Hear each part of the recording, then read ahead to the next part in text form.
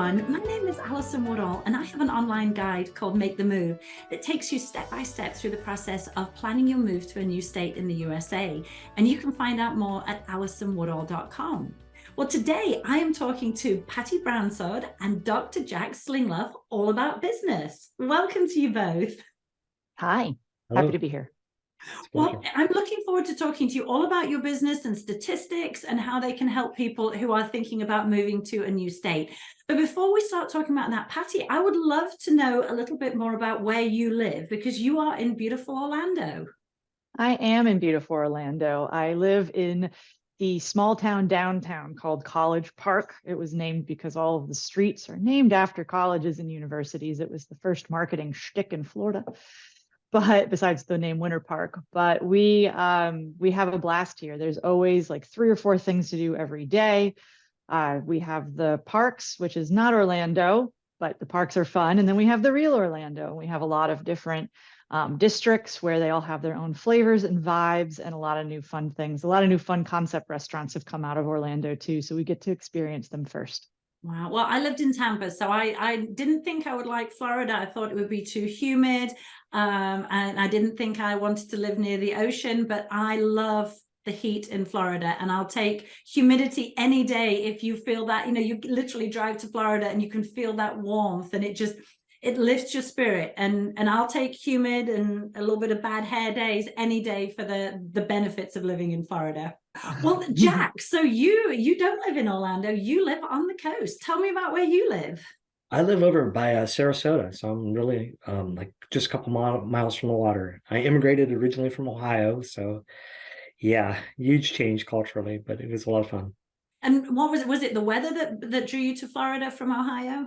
Oh, absolutely. The last winter I was there, it was 28 below zero. I was walking around the University of Akron. I'm like, can't do this.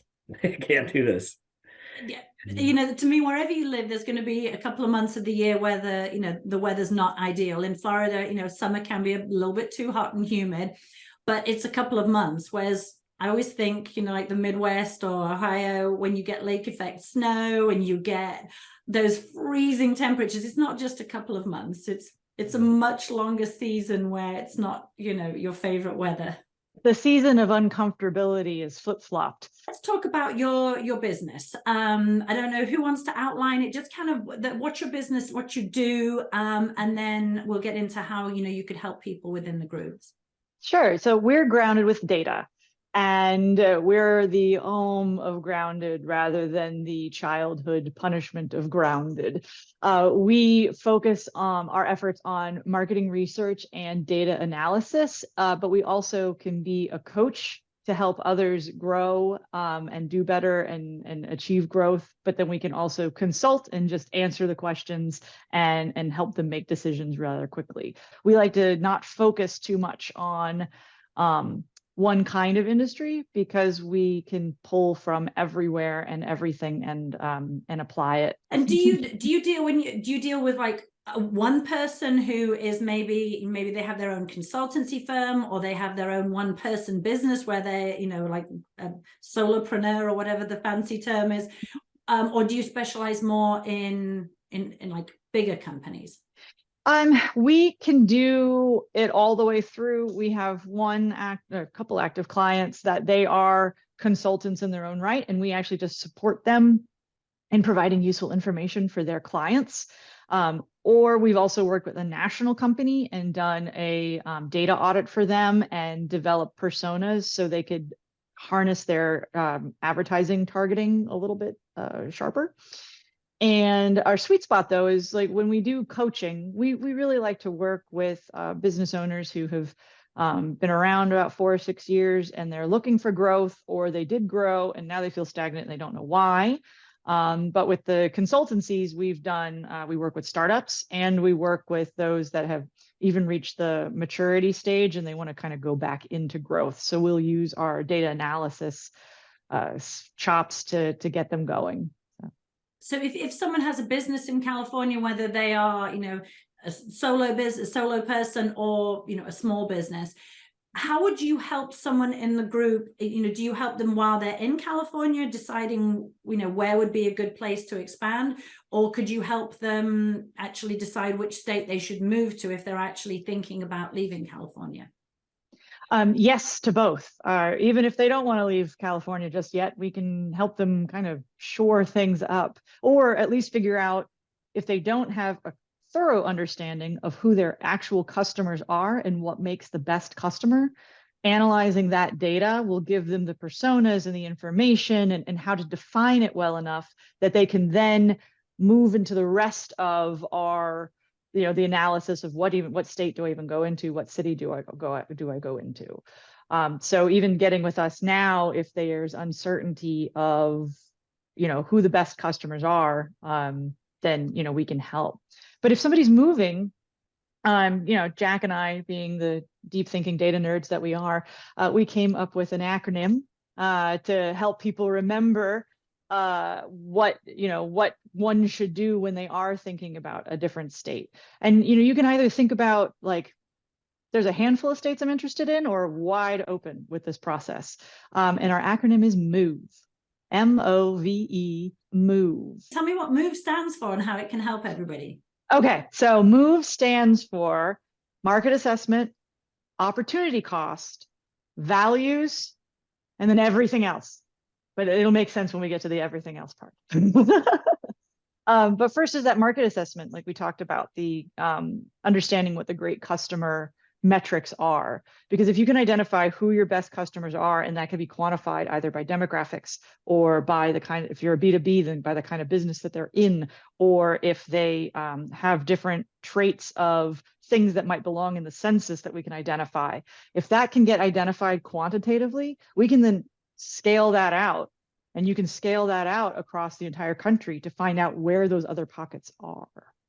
So Jack, did I miss anything about that?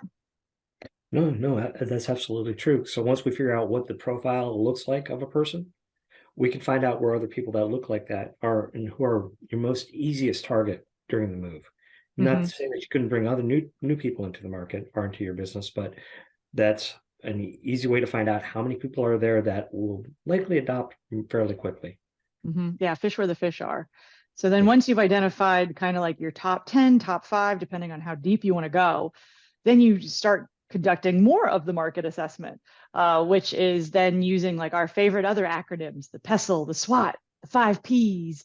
But the PESTLE, not sure if people, like if you're into strategy or whatnot, but the PESTLE is looking at the political environment, the economic environment, the social environment, the technological environment, the environmental environment, and I'm legal goes before environmental, but yeah.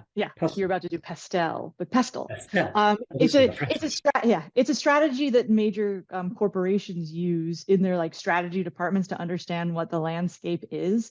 And the interesting thing is that because of, depending on the kind of business that you're in, you have different license things, different legal things, different things with the environment. And so you want to be able to look at all of those aspects of the different markets and build a, my mentor, if I'm going to show him this video, you build a comparagraph, this is his favorite word, of how all the things are different and across the way of the market. So you can really see and compare and contrast against how the markets behave and are differently. So then you can kind of start weighing the pros and cons inside of that. Then the next thing is the SWOT analysis. So if anybody has a marketing background, it's the strengths, weaknesses, opportunities, and threats. You look at your internal strengths and you look at your internal weaknesses, and then you look at the external opportunities and external threats. Jack, you had given a couple of good examples of like a really high-end carpenter and moving to Amish country. Well, while you're a very high-end carpenter and you can do amazing things with it, if you move to Amish country, your competitors are going to blow you out of the water. Absolutely. Another way to look at PESTLE and SWOT, if you want to get really creative with it, is you use PESTLE as the columns and SWOT as the rows, and just go through and fill out each of those boxes. Yes. Yeah. So it gives you all the information you need. That was the M of the MOVE, was it? Yes, that was the M. Okay. The next is opportunity cost. Okay. So when you then start comparing the markets against each other, what is the kind of foregone conclusion of choosing A over B? What's the opportunity cost of doing those things? And then when you are thinking of switching, are some markets going to be a faster ramp up time than others? What's the opportunity cost of then going to one and having a slower ramp up time? And can you sustain that during that transition? And that has to do with understanding your pestle and your SWOT too, and the competitors that are going to be happening in that area. Also skill set. That could be an opportunity cost as well. So when you go into, say you have a very technical labor market in Northern California, and you want to move your business someplace else, can that new labor market support that?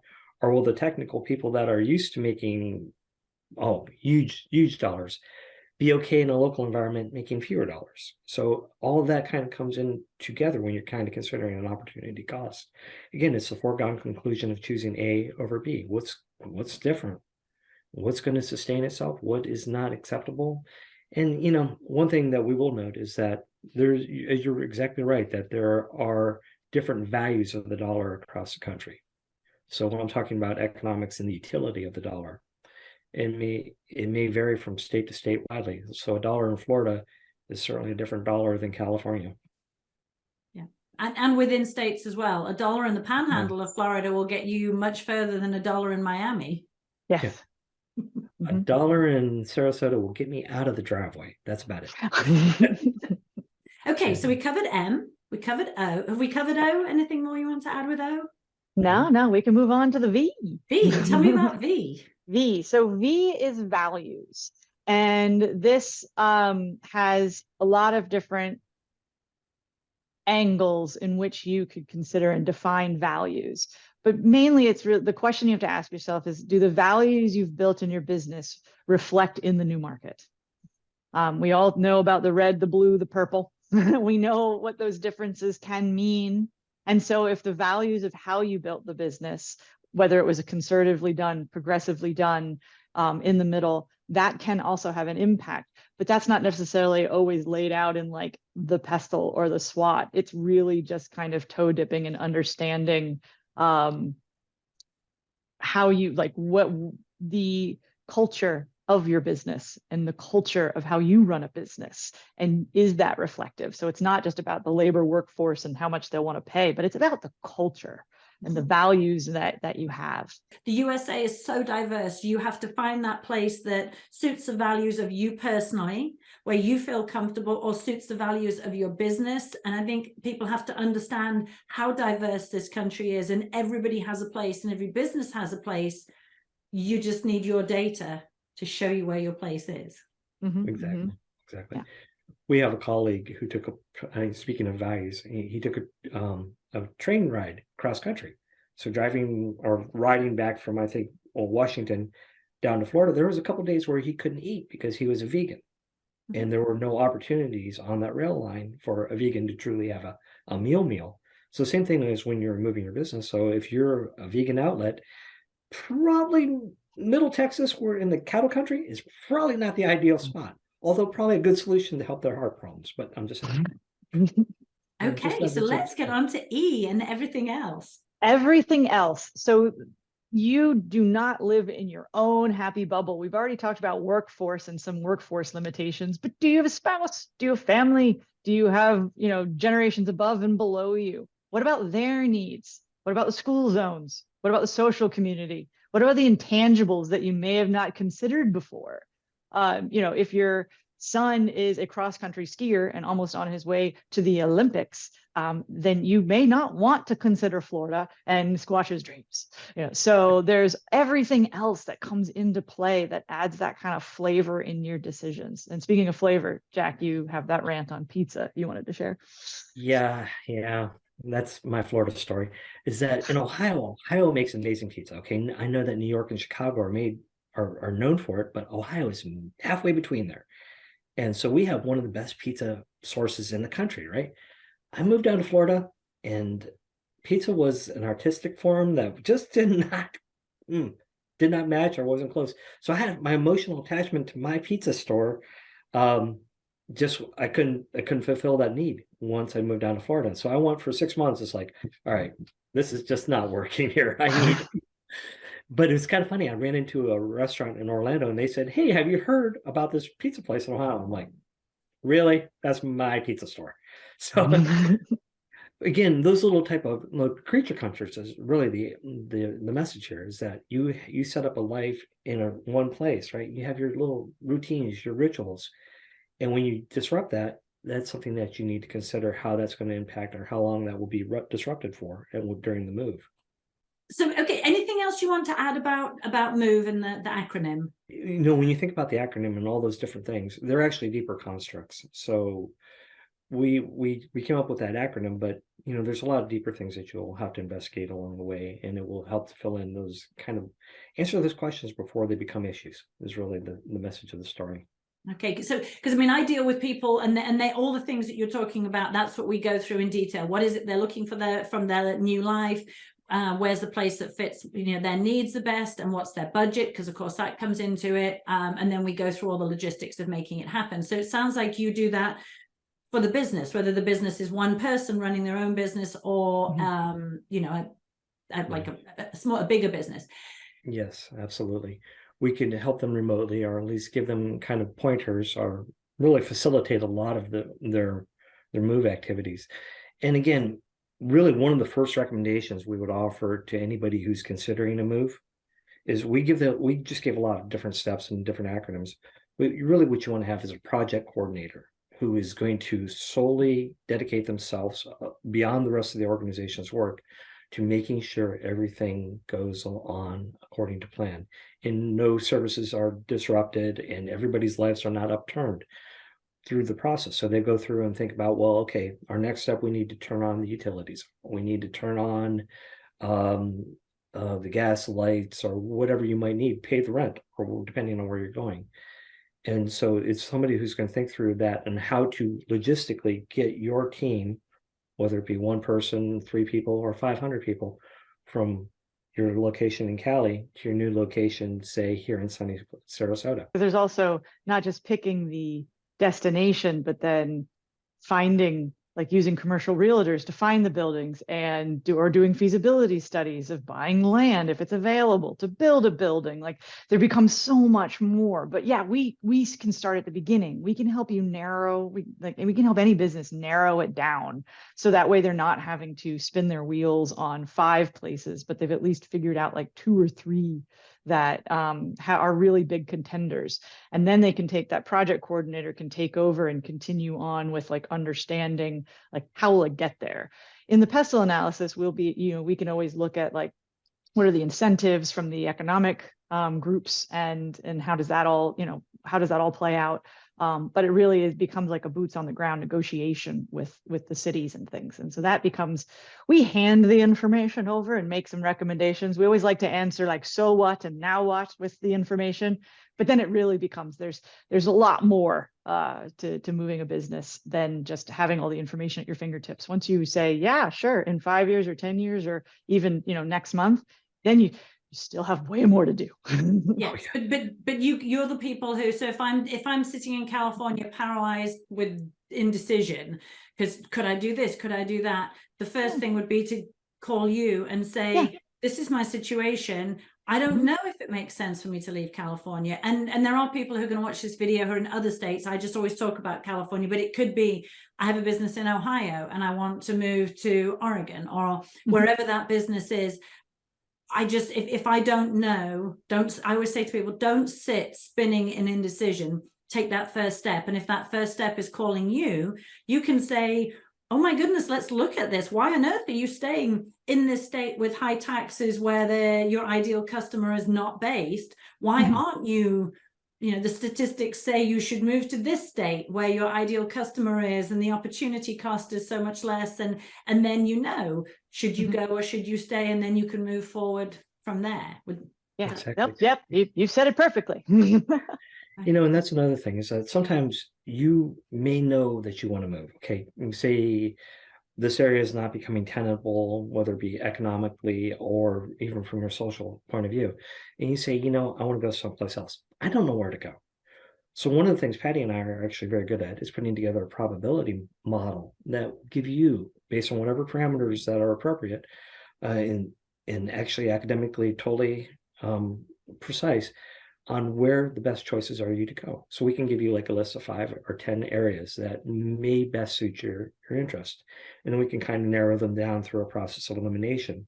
But we can narrow it down so that if you wanted pure statistics, we can give you the pure statistical model that gives you the highest probability of success in that model. And then again, it goes to like whatever we identify in Pestle, but it could be things like your supply chain, and whether or not you can actually get the resources you need for your production, let's say, or to supply your personnel that you need for your highly technical job. Are all those things there? Is the demand there, or is the demand scalable? Can you use an online platform to really you're just really relocating your headquarters or your manufacturing, and you're still producing the same product and getting it to the same customers? So we take all those considerations and we kind of build out a model that's highly predictive and gives you kind of like your best opportunity. Okay, makes complete sense. And you were talking earlier, and you said you actually had an experience of moving a company just down the street, not even like across country, and you learned a lot of lessons from that. Can you talk about that a little bit more? Oh, that was painful. That was so painful. We were only moving 5 blocks. And so we're in St. Petersburg, and I was not responsible for the move. That wasn't what I owned. But the person who was responsible, again, they decided we're going to do this, and they kind of laid out a plan, which is great.